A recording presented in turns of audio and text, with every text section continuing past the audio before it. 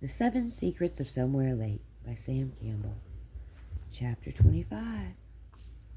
The Greatest Gift. It was the day before Christmas. Jenny and I stood looking through our cabin window at the steady drift of huge snowflakes that had been falling for more than 24 hours. In the absence of any wind, the flakes remained exactly where they fell. They were heaped up on logs and stumps. They outlined the limbs of deciduous trees. They gathered in mounds on balsams, making these trees look like white ghosts frozen in the middle of a grotesque dance. Our cabin was but a cave in a huge snowdrift. "Looks like our wish has come true," remarked Jenny. "It has. We are snowbound at last," I agreed. "It will be at least 4 days before snowplows can open the roads." "What a perfect time for it to happen," she exclaimed delightedly. "Imagine snowbound at our home on Christmas." The storm was so heavy we could not see more than 50 yards from our cabin. Near at hand stood our covered feeding station, where our 11 chickadees and 4 nuthatches were helping themselves alternately to the seeds and suet we kept available. Let Jenny or me step from the cabin door, and these birds would be on us in an instant, perching on our heads, shoulders, and hands. There were little feathered notes of joy on the winter landscape. We talked of our forest friends. Since our return from the city for a winter sojourn at our island sanctuary, we had seen but 2 living creatures other than the birds. Once on a snowshoe hike, we came upon Zowie. We knew him by his actions, but how different he looked. His red coat was lighter in shade, but much thicker, making him seem double his real size. His tail was bushy, really the loveliest I have ever seen. Maybe the treatment Zany gave it had some healthful properties. The beautiful fox circled us as he had in earlier days, showing obvious interest, but he did not come up to us. He leapt gracefully through the snow up to the top of a little hill and stood there looking back at us. Zipper came to the island. Tracks in the snow indicated she was doing this regularly, and that an undetermined number of wild companions were coming with her. Once we snowshoed back to Somewhere Lake. At first sight, there was not a sign of life.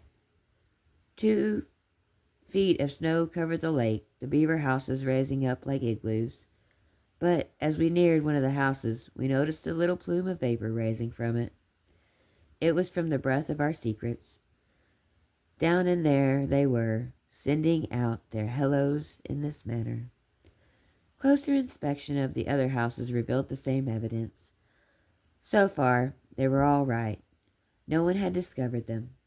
Bill was honest with us. He had kept our secret, and his. "It is time for our Christmas cards," said Jenny happily. At the thought, what a wonderful day to be reminded of our friends. It has been our custom to set aside a time on the day before Christmas for reading and appreciating Christmas cards. We love these greetings and come at this season, and we find that we can get full pleasure out of them only by dedicating a specific period to this purpose. We read the messages and studied the beautiful decorations on the cards. Some were from friends with whom we were in constant contact. Some were from people from whom we only heard only at Christmas time.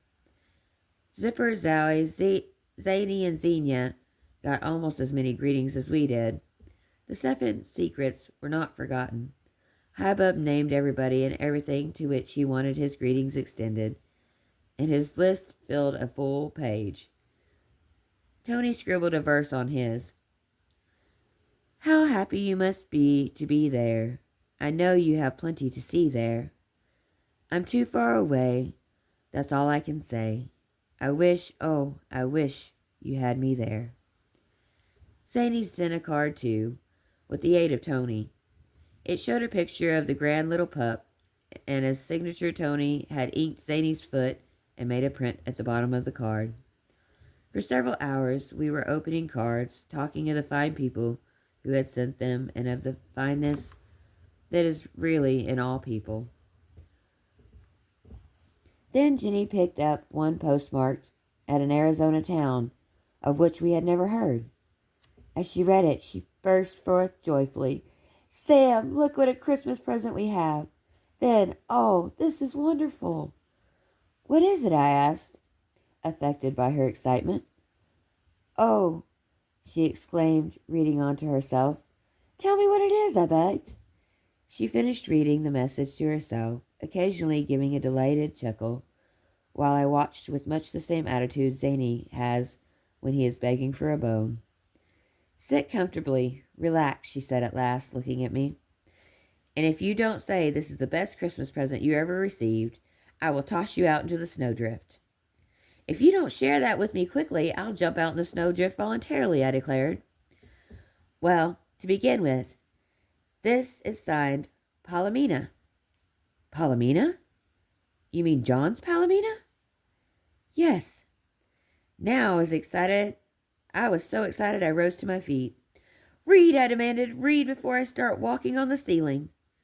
She read slowly, looking at me frequently to see if I was properly attentive. "Greetings to you two blessed people up in your northern home. I want to thank you for your kindness to my son and my husband. I know he has told you of our story. Here is another chapter. I found I could not live without my family, and I returned.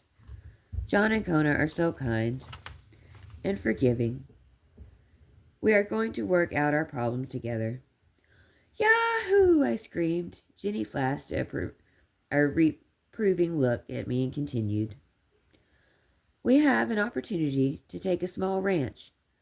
John can, John can continue his painting. We shall be reasonably close to the city where, I am sure, he may someday resume his work in architecture. Knowing you has meant so much to Kona. He will never forget you, and neither will John, nor I. Most sincerely, Palomina." Jenny looked at me and I at her. "Excuse me, I think I'll feed the chickadees," I said in a weak voice. I stepped out the front door, and the birds fluttered to me. The large snowflakes brushed past my face as they fell, and a few tears accompanied them to the ground.